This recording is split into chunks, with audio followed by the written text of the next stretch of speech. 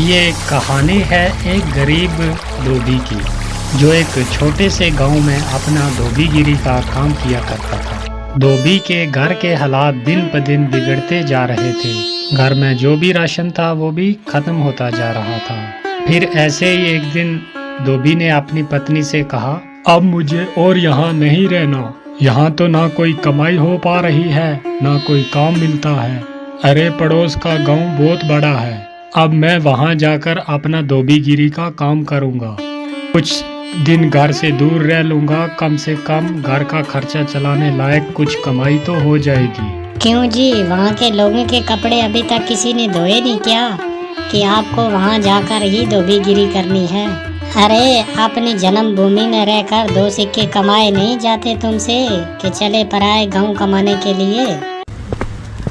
फिर अगले दिन सुबह चुपचाप धोबी अपने घर से निकला और दूसरे गांव की तरफ चल दिया।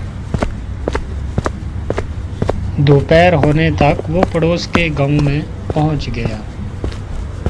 हारा थका जब धोबी वहां पड़ोस के गांव में पहुंचा तो वो हैरान रह गया ये देखकर कि उससे पहले ही वहां पर बहुत सारे धोबी हैं जो अपना काम काज कर रहे हैं। अरे यहाँ तो इतने सारे धोबी मुझसे पहले ही अपनी दुकान लगाए बैठे हैं। ऐसे मुझ अनजान धोबी के पास ग्राहक कैसे आएंगे? लगता है इस गांव से भी खाली हाथ ही लौटना पड़ेगा वापस।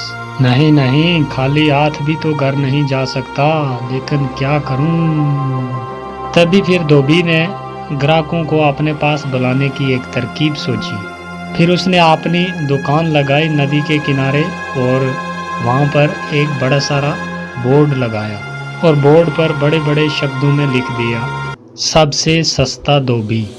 यहाँ हमारे कपड़े धोने के साथ साथ इस्त्री मुफ्त में की जाती है। और लोगों ने जब ये चीज़ देखी तो उन्हें कुछ नया देखने को मिला। अरे वाह, कपड़े धुलाई के साथ इस्त्री मुफ्त। अरे भाई ये लो, मेरे कपड़े ज़रा अच्छे तरीके से धो देना और साथ में अच्छी से इस्त्री भी कर देना। हाँ हाँ सेठ जी, अभी किए देता हूँ। फिर धोबी ने अच्छे तरीके से कपड़े धोकर इस्त्री करके सेठ को दे दिए।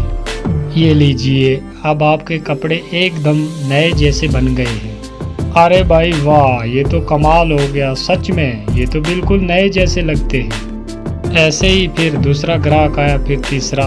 उसने फिर बहुत मेहनत से काम किया। कुछ ही दिनों में उसने 5 सोने के सिक्के जमा कर लिए। आज तो मैंने बहुत सारे पैसे कमा लिए। यदि ऐसे ही काम काज चलता रहा तो मैं कुछ ही दिन में काफ़ी पैसे जमा कर लूँगा और एक घोड़ा खरीदूँगा। उनमें से 2 सोने के सिक्कों के बदले उसने एक व्यापारी से एक घोड़ा ले लिया और घर लौटने का फैसला किया। अगले दिन उसने अपना सारा सामान बांधा और घर के लिए निकल पड़ा। अपने रास्ते में उसे एक घने जंगल से गुजरना पड़ा, जहां पर उसने डाकुओं का एक झुंड देखा। हे भगवान, ये तो डकैत लगते हैं, ये तो मेरा सारा पैसा लूट लेंगे। मैं एक बार फिर से गरीब हो जाऊंगा। अब मैं क्या करूं? कुछ तो करना पड़ेगा। वो धोबी बहुत चतुर था, उसने हिम्मत नहीं हारी। फिर एक तरकीब सूझी। उसने एक सोने का सिक्का लिया और घोड़े के गले में बांध दिया। फिर आगे चल पड़ा और डाकुओं ने उसे पकड़ लिया। अरे ओ, जल्दी जल्दी अपना पैसा निकालो, फटाफट करो।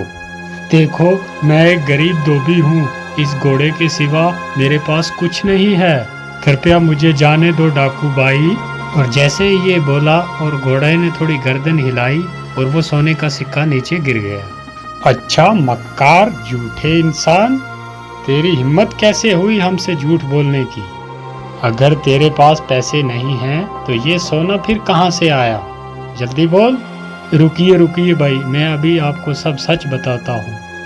दरअसल ये घोड़ा सोना उत्पन्न करता है, इसी वजह से मुझे सारे पैसे मिलते हैं। ठीक है, ये घोड़ा तुझे हमें देना होगा, हम तभी तुम्हें यहाँ से जिंदा जाने देंगे। नहीं नहीं, बिल्कुल नहीं। अगर मैं ये घोड़ा तुम्हें दे दूंगा तो मेरे पास तो कुछ भी नहीं बचेगा। चलो, इसके बदले हम तुम्हें 50 सोने के सिक्के देंगे। हाँ ठीक है, चलो एक बात का ध्यान रखना, कि बारी बारी के साथ इस घोड़े को अपने पास रखना, वरना आखिर में तुम पैसे के लिए लड़ते ही रह जाओगे। धोबी ने घोड़ा बेच दिया और अपने घर की तरफ चल पड़ा और वो बहुत खुश था कि उसे सोने के काफ़ी सिक्के मिल गए और उन पैसों से उसने अपने गांव में थोड़ी सी ज़मीन खरीदी। और इसी बीच वो डकैत भी उस घोड़े को लेकर अपने अड्डे पे पहुंच गए। वहां डकैतों के सरदार ने अपने आदमियों से कहा, इस गिरोह के सरगना होने के नाते इस घोड़े को सबसे पहले मैं ही अपने पास रखूंगा। उन सब ने सरदार की बात मान ली और घोड़ा सरदार अपने साथ लेकर रात चला गया। अगली सुबह जब वो उठा तो उसने देखा कि उसके अस्तबल में कुछ भी नहीं था। उसने पूरा अस्तबल सही से देखा, वहां कुछ भी नजर न आया और वो जान गया कि उस धोबी ने उसको बेवकूफ़ बना दिया। इस बीच एक और डकैत वहां पर आया। सरदार, आपको सोना मिला, हमें भी ज़रा बताइए कि घोड़े ने कितना सोना उत्पन्न किया, कितने सिक्के मिले आपको? तुम खुद ही पता लगा लोगे जब ये घोड़ा आज रात तुम्हारे पास रहेगा, ठीक है? और सरदार ने किसी से कुछ नहीं कहा क्योंकि वो किसी के सामने बेवकूफ़ नहीं बनना चाहता था। फिर एक एक करके सभी डकैतों ने घोड़े को अपने पास रखा, पर उसमें से किसी को कुछ भी नहीं मिला और वो सब समझ गए कि उन्हें उस धोबी ने बेवकूफ़ बनाया है। अरे दोस्तों, उस धोबी ने हमें बेवकूफ़ बनाया है, अब हम उसे सबक सिखाएंगे। सरदार, उसने ये साधारण सा घोड़ा हमें 50 सोने के सिक्कों के बदले दिया है, बहुत बड़ा धोखा हो गया। हम उससे अपना पैसा वापस लेंगे सारा और हमें धोखा देने की जुर्रत की सजा देंगे उसको। हाँ, चलो चलो। फिर वो सब उस धोबी की घर की तरफ निकल पड़े और धोबी ने उन सबको अपने घर की तरफ आते हुए देख लिया। फिर धोबी अपने घर गया जल्दी जल्दी और अपनी पत्नी से बोला, मेरी बात ध्यान से सुनो, अभी डकैतों का झुंड एक यहाँ पर आएगा। जब वो मेरे बारे में पूछे तो उनसे कहना कि मैं घर पे नहीं हूँ, खेतों में काम कर रहा हूँ। ये बोलकर वो अपने घर के पीछे छुप गया। कुछ देर के बाद वो डकैत वहां आ पहुंचे। वो धोबी कहाँ है? हम उससे बात करना चाहते हैं, जल्दी बुलाओ उसे। वो तो अपने खेत में गए हुए हैं काम करने के लिए। रुको, मैं अपनी बकरी को भेजती हूँ उन्हें बुलाने के लिए। शीली, जरा जाओ तो अपने मालिक को बुला कर लाओ, उसे बोलो कि घर पे कोई आया हुआ है, तुमसे बात करना चाहता है। ये सब क्या है? क्या सचमुच ये बकरी तुम्हारे पति को यहाँ ले आएगी? जरूर, ये हर बात समझती है। मुझे जब भी बुलावा भेजना होता है तो मैं इसे ही भेजती हूँ और ये फौरन बुला कर ले आती है। डकैत धोबी की पत्नी से बात कर रहे थे, तभी वहाँ पर धोबी आन पहुँचा। ओह डकैत भाई, आप आए हैं। मेरी बकरी ने मुझे बताया कि आप मुझसे कोई बात करना चाहते हैं। हमें तुम्हारे इस घोड़े से कुछ नहीं मिला, तुमने हमें धोखा दिया। हमने तुम्हें इसके बदले 50 सोने के सिक्के दिए थे। अरे भाई, ये कैसी बात कर रहे हो? लगता है आपको कोई गलतफहमी हुई है। आज जो कुछ भी मेरे पास है सब इस घोड़े की बदौलत ही है। अच्छा चलो ठीक है, हम एक बार आप पर फिर विश्वास कर लेते हैं, पर उसके बदले तुम्हें ये बकरी हमें बेचनी होगी। अरे नहीं, बिल्कुल नहीं, मैं इस बकरी को तुम्हें बिल्कुल नहीं बेच सकता। अरे चलो, हम तुम्हें इसके लिए 30 सोने के सिक्के देंगे।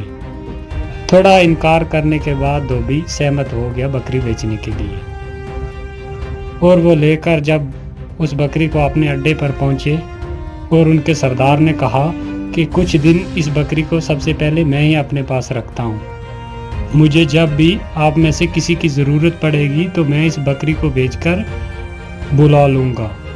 सरदार ने जब ये बात बोली तो सारे अपने अपने अड्डे पे चले गए और तभी वहाँ सरदार ने अपने बेटे को बुलाया। बेटा साहब, मैं काम पे जा रहा हूँ, अगर मेरी ज़रूरत पड़ी तो इस बकरी को भेज देना, मुझे ये बुलाकर ले आएगी। ठीक है पिताजी, जैसे आप बोले। फिर कुछ देर बाद एक डकैत को अपने सरदार से कुछ काम आन पड़ा तो उसने बोला कि ज़रा सरदार को बुलाओ और लड़के ने उस बकरी को भेज दिया। और सरदार के बेटे ने उस बकरी को अपने पिता को बुलाने के लिए भेज दिया और वो बकरी वहाँ से निकली और बजाय सरदार के पास पहुँचने के सीधा धोबी के घर पे आ गई। जब सरदार घर वापस आया तो उसने देखा कि वहाँ पर बकरी तो है ही नहीं और वो ये बात जान गया कि बकरी जरूर अपने मालिक के पास गई होगी और वो फिर अकेला उस धोबी के घर गया। सुनो, क्या वो बकरी तुम्हारे पास आई हुई है? हाँ हाँ, वो यहाँ आई हुई है। मेरे ख्याल से उसे जरूर मेरी याद आ रही होगी, तो मैं समझता हूँ कि कुछ दिन बाद ये आपको अपना मालिक स्वीकार कर लेगी। आप उसे थोड़ा सा समय दीजिए, अंत में ये आपको ही अपना मालिक मानेगी। सरदार उस बकरी को वापस ले गया और अगले दिन अपने एक साथी को दे दिया और साथी के साथ भी वही हुआ जो सरदार के साथ हुआ। वो बकरी भागी वहाँ से और सीधी धोबी के घर आ गई और सब ने जान लिया कि उस धोबी ने एक बार उन सब को बेवकूफ़ बनाया है। इस बार हम बेवकूफ़ नहीं बनेंगे, इस बार मैं इस धोबी को सबक सिखाऊंगा अच्छे से।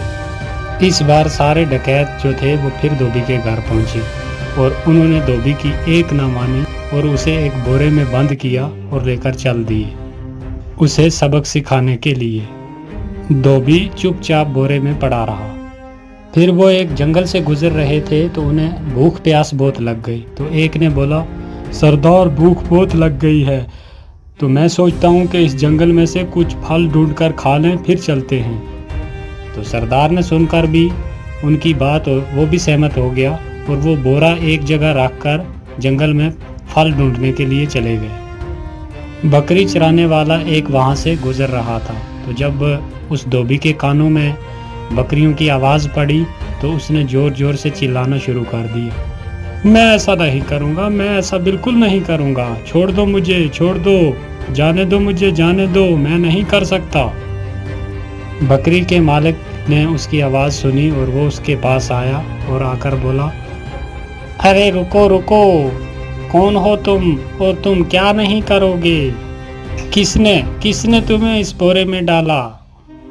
भाई क्या बताऊं, ये मेरी शादी ज़बरदस्ती एक ज़मींदार की बेटी से करवाना चाहते हैं और मैं शादी बिल्कुल नहीं करना चाहता। क्यों भाई, तुम कोई पागल हो क्या? अगर तुम्हारी जगह मैं होता तो मैं यकीनन फौरन उस ज़मींदार की बेटी से शादी करता। अगर ऐसी बात है तो आओ, तुम्हें मैं इस बोरे में डाल देता हूँ और तुम जाकर उसकी लड़की से शादी कर लो। सचमुच? हाँ हाँ भाई, बिल्कुल सच। लेकिन पहले मुझे बाहर तो निकालो भाई। बकरियों के मालिक ने उसको बाहर निकाला और खुद उस बोरे में चला गया और धोबी ने उसे बांध दिया और उसकी बकरियों को लेकर वापस चला आया। वो डकैत वापस आए जब तो उन्होंने वो बोरा उठाया और लेकर चल दिए और जाकर एक नदी में फेंक दिया। नदी में फेंक कर वो वापस आ रहे थे, उन्होंने धोबी को बकरियों के साथ देखा और वो हैरान रह गए। अरे तुम यहाँ क्या कर रहे हो? यहाँ कैसे पहुँचे तुम? डकैत भाई, उस नदी के नीचे एक जादुई स्थान था और वहाँ पर बहुत सारा सोना है और मैंने थोड़ा सा उठाया और जिसकी कुछ ये बकरियाँ खरीदी और अपने घर जा रहा हूँ। अच्छा, अगर ये बात है तो चलो हमारे साथ और हमें वो तरीका बताओ सोना निकालने का। ठीक है डकैत भाई, जैसे आप बोलते हैं मैं चलने के लिए तैयार हूँ। फिर वो जब नदी के पास पहुँचे तो उस धोबी ने उनसे कहा, देखो भाई, गलती कोई भी मत करना। एक आदमी इसमें छलांग लगाएगा, जब वो हाथ हिलाएगा तो उसके बाद दूसरा, फिर तीसरा, ऐसे तुम सब जाना और एक बार सारा सोना इकट्ठा करके लेके बाहर आ जाना। फिर उन्होंने ऐसा ही किया, बारी बारी से एक एक नदी में कूदा और सब के सब डूबते मर गए और वो धोबी अपने घर आराम से रहने लगा। और एक बार फिर धोबी ने अपनी चतुराई से अपनी जान बचा ली।